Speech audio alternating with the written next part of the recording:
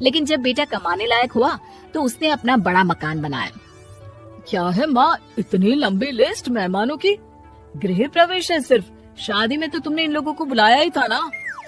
अरे बेटा, तुम्हारे पिता और मैंने तो सारा आजीवन घर नहीं बनाया, ये सोचकर कि पैसा घर में लगा देंगे तो तुझे कहाँ से पढ़ाएंगे। अब बेटा, घर जैसी खुशी में मैं उन लोगों को कैसे भूल जाऊं जिन लोगों के साथ मैंने पूरा जीवन काटा। तभी वहाँ बहू आ जाती है। क्या माँ जी, कैसी बात कर रही हैं? बुआ जी, चाची जी, उनकी बेटियाँ, ससुराल वाले सभी तो आ रहे। मैंने उनकी लिस्ट सुमन से पूछकर तैयार कर ली है। हाँ बेटा, ये लोग तो रिश्तेदार हैं, इन लोगों को तो बुलाना ही है। लेकिन जिन लोगों के साथ मैं किराए के मकानों में रही, वो मकान मालिक, वो पड़ोसी, उन्हें कैसे भूल सकती हूँ। माँ, लेकिन वो नीलम आंटी को तो मत बुलाना, बड़ा ही लो स्टैंडर्ड साउंड करती है वो। हाँ माँ, और वो किरण को भी। उनका पति और बेटा खाते कितना है। और नहीं तो क्या, शादी में भी 2000 रुपए वाली प्लेट में दनादन खा रहे थे। माँ कुछ नहीं बोलती, कमरे में चली जाती है। तुम्हारी माँ के तो चोचले ही अलग है, न जाने लोगों को क्या बताना चाहती हैं। अरे आस पड़ोस को तो ऐसे पूछ रही है जैसे कि रिश्तेदार। हाँ, जानता हूँ माँ को, वो किसी से जुड़ती है तो दिल से जुड़ती है। वैसे बात करता हूँ उनसे। सभी अपने अपने काम में लग जाते हैं। सास को नींद आ जाती है और वो सो जाती है। लग रहा है कि गुस्सा होकर सो गई। कपड़े भी अपने बाहर फेंक कर गई हैं। बहू है ना, नौकरानी जैसी, कर लेगी काम। बड़बड़ करती बहू सास के कमरे में जाती है और कपड़ों को उनकी अलमारी में रखती है कि तभी उसके हाथ में एक एल्बम और कुछ खत लगते हैं। अरे ये क्या है? बहू एल्बम देखती है जहाँ नीलम आंटी और सास के साथ छोटा सा उसका सुमन खड़ा होता है। इनके बचपन की फोटो। वो सारी फोटो देखकर जब खत को खोलती है तो वो किरण का होता है। बहू खत पढ़ने लगती है। खत में लिखा होता है, तू पैसे की चिंता न कर, सुमन की पढ़ाई में कोई कमी ना हो, हम पड़ोसी नहीं बहने हैं। तभी सास जग जाती है। अरे बहू, क्या हुआ, कुछ चाहिए था क्या? बहू बात घुमा देती है। माँ जी, वो इनकी फोटो देख रही थी नीलम आंटी के साथ। कितनी सुंदर लग रही है ना आंटी। हाँ, दिखा तो जरा फोटो। बहू सास को फोटो देती है। सास फोटो देखकर कहती है, याद आता है, तेरे ससुर जी तो थे नहीं, काम के लिए 10 दिनों के लिए शहर से बाहर गए थे। जब बेटा होने वाला था तब नीलम आंटी और अरुण अंकल ही थे। आंटी बेचारी रात भर मेरे साथ बैठी रही तो अंकल भाग भाग कर दवाई का इंतजाम कर रहे थे।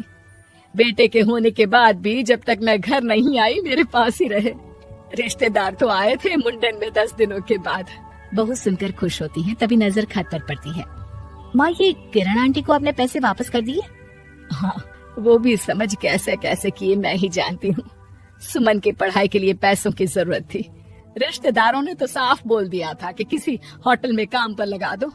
कई लोग बर्तन धोने के साथ पढ़ाई करते हैं, लेकिन किरण आंटी, उन्होंने अपने बुढ़ापे के लिए बचाए हुए पैसों को सुमन की पढ़ाई के लिए दे दिए। यानी कि आज ये जो कुछ भी है वो किरण आंटी के कारण ही ना? हाँ बहू, ऐसे ऐसे पड़ोसी हुआ करते थे जो किसी रिश्ते के नाम से नहीं बल्कि अपनेपन से भरे थे। फिर सास का बोलने का रुख तीखा हो जाता है। और फिर भी देख, सुमन इन लोगों को भी नहीं बुलाने दे रहा है। माँ, मैं बात करती हूँ, ये लोग सिर्फ आएंगे ही नहीं, हम लोगों के साथ रुकेंगे भी घर में, रिश्तेदारों की तरह। सास बहू बेटे से पूछकर एक एक घर जाकर पड़ोसियों को एक दिन रहने का न्योता दे आते हैं। और फिर वो दिन भी आ जाता है जब घर में गृह प्रवेश होता है। अरे हम लोगों का कमरा कहाँ है? बड़ा कमरा देना हम लोगों को, खुला खुला। सुमन परेशान हो जाता है कि वो क्या करे, कहाँ किसका सामान रखे, कि वहीं किरण पड़ोसन आ जाती है। अरे सुमन, परेशान न हो बेटा, हमारे कमरे में रख दो उन लोगों का सामान, हम तो तेरी माँ के साथ ड्राइंग रूम में एडजस्ट हो जाएंगे। और हमारा कमरा कहाँ है? सुमन, जरा सामान कमरे में तो रखवा दो। अरे ये क्या, मेरे कमरे में तो सफाई ही नहीं है। अरे बता देती सुमन, हम कहीं और रह लेते। तभी वहाँ नीलम झाड़ू लेकर आ जाती है। अरे बबली दीदी, कैसी बात कर रही है? चलिए मैं साफ किए देती हूँ कमरा। वहीं मामी जी भी आ जाती हैं। अरे सुमन दीदी, सबसे छोटा कमरा हम लोगों को ही देना था क्या? मायके की कोई परवाह नहीं है। वो मामी जी, किरण आंटी और नीलम आंटी की फैमिली एक ही कमरे में है ना, तो इसलिए आप और मामा दो ही तो लोग हैं, तो मामी तो बहू के मुंह से ये बात सुनकर गुस्से से लाल पीली हो जाती है। अरे वाह जी वाह, बहू की जुबान तो देखो कितना बोल रही है। इतना बोलने वाली बहुएं भी होती है क्या? अरे रहने दो, जब मेरी बहन ने ही मेरे बारे में नहीं सोचा तो किसी और से क्या उम्मीद करे। दोनों सामान पैक करके घर से निकल ही रहे होते हैं कि नीलम आ जाती है। अरे राकेश भैया, मैं भी सुमन की तरह ही तो हूँ। आप तो हम लोगों को इतने साल से जानते हैं। हाँ, तुम लोग तो मेरी बहन से चिपकी रही गोंद की तरह। खैर कोई बात नहीं, रहो बड़े कमरे में। तभी अरुण वहाँ आ जाता है जो नीलम का पति है। अरे अरे भाई साहब, थोड़ा तो वक्त दीजिए, हम सारे छोटे कमरे में शिफ्ट हो रहे हैं। सारे पड़ोसी छोटे कमरे में चले जाते हैं और मामा मामी बड़े कमरे में। बहू चाची के कमरे से बाहर निकल रही होती है कि देखो कैसे बड़ा मकान बनाकर इतरा रही है। अरे जब हम लोगों ने कहा था कि घर बनवा लो, तब तो लड़के को पढ़ाने की पड़ी थी।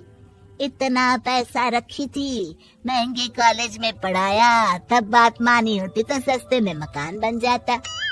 बहू आगे जाती है जहाँ दोनों पड़ोसन भी आपस में बात कर रही थी। मानना पड़ेगा सुमन को, बहुत ही समझदारी के साथ चली। बच्चों की जिम्मेदारी को सबसे ऊपर रखा, रिश्तेदारों के साथ भी पूरा निभाया। नहीं तो आजकल के रिश्तेदार। अरे सुमन के लिए तो हम हमेशा ही खड़े हैं। बहू तभी मामी के पास जाती है जहाँ वो मामा से कह रही होती है, बस अब आ गए इसके घर।